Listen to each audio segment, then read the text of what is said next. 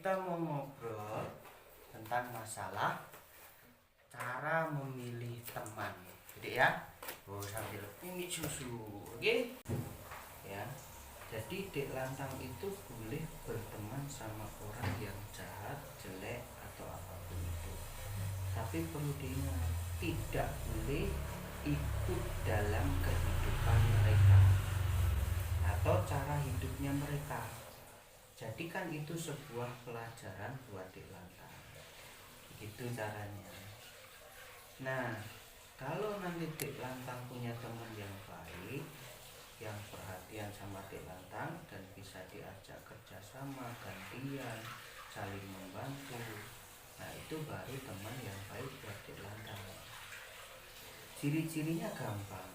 Kalau teman yang baik itu biasanya dampak di dalam kehidupannya Dek Lantang itu semuanya positif. Semuanya, baik itu dalam sosialnya, dalam agamanya Dek Lantang, dalam kehidupan sehari-hari, dalam perkembangan Dek Lantang, baik itu pendidikan nanti atau dunia kerja nanti, itu semuanya jadi baik, ya, tidak merugikan. Paham ya Dek Lantang ya? Nah, terus ada teman yang tidak baik. Dan ciri-cirinya gimana? Teman yang tidak baik itu cirinya mudah, dia menjadi racun atau toksik ya buat Dek Lantang.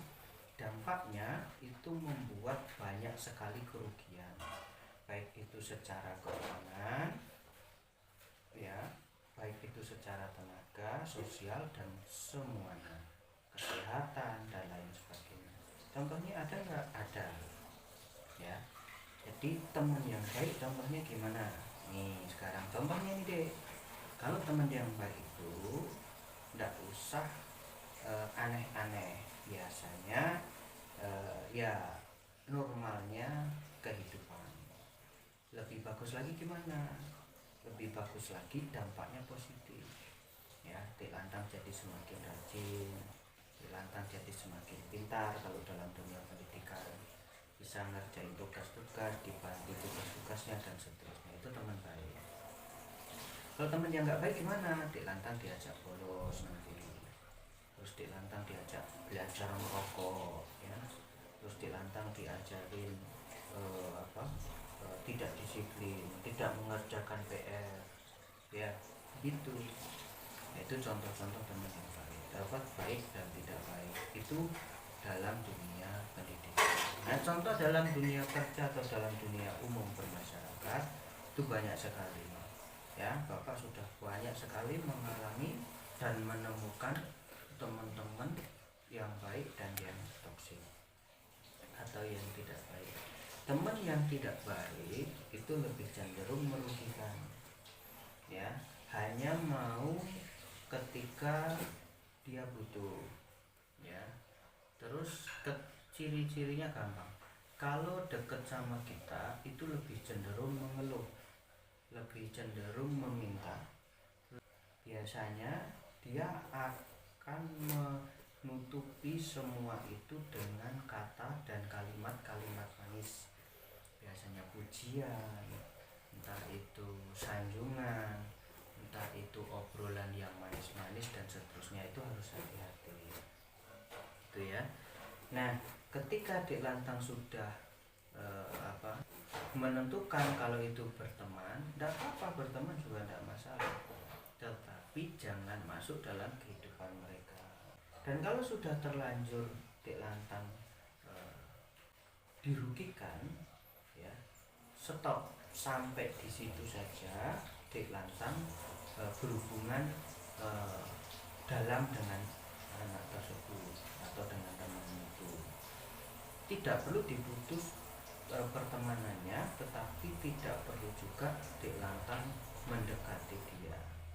Itu caranya memilih teman Dek Lantang, ya. Terus biasanya teman yang baik gimana? Bisa diajak gantian, bisa diajak kerja bareng, bisa diajak rembukan atau komunikasi, bertukar pikiran, bisa diajak kerjasama. Ini sama-sama bekerja deh, kerjasama dan menghasilkan hasil terus dibagi dimakan bareng-bareng. Nah itu namanya teman baik ya. Jadi di lantang nanti akan nemuin banyak sekali seperti itu.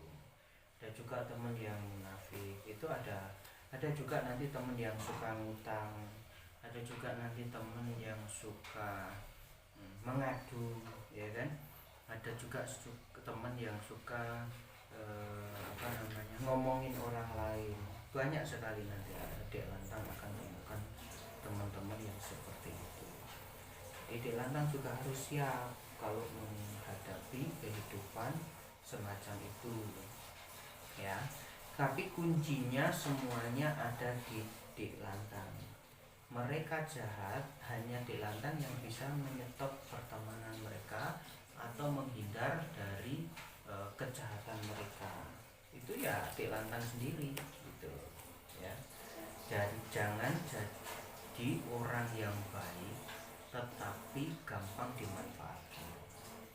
Tapi adik lantang tetap jadi baik menurut sudut pandangnya adik lantang. Jadi bapak pernah nolong orang, tapi memang bapak niatnya memang mau nolong. Jadi orang mau bilang apapun ya biarin aja, karena bapak niatnya mau nolong. Terus ketika saya ditipu, dibohongi dan lain sebagainya atau dirugikan, ya udah nggak apa-apa, karena memang kita niatnya nolong.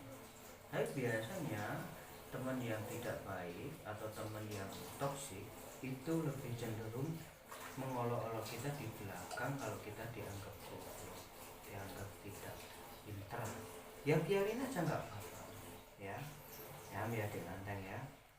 Nah kuncinya ada di dik lantang sendiri. Jadi dik lantang harus jadi anak yang baik, jadi teman yang baik, jadi teman yang setia. Begitu. Tetapi jangan juga gampang dimanfaatkan, jangan juga banyak atau lebih cepat percaya sama orang lain. Dik lantang itu harus mengandalkan diri dik lantang sendiri ya, dan dik lantang harus pintar-pintar membawa diri dalam segi pertemanan. Begitu ya dik lantang ya. Jadi apapun yang nanti akan dik lantang jalankan, bapak percaya kalau dik lantang itu mampu dan sanggup menjalankan ya. Tetap jadi anak yang baik menurut versinya dik lantang sendiri itu ya. Oke.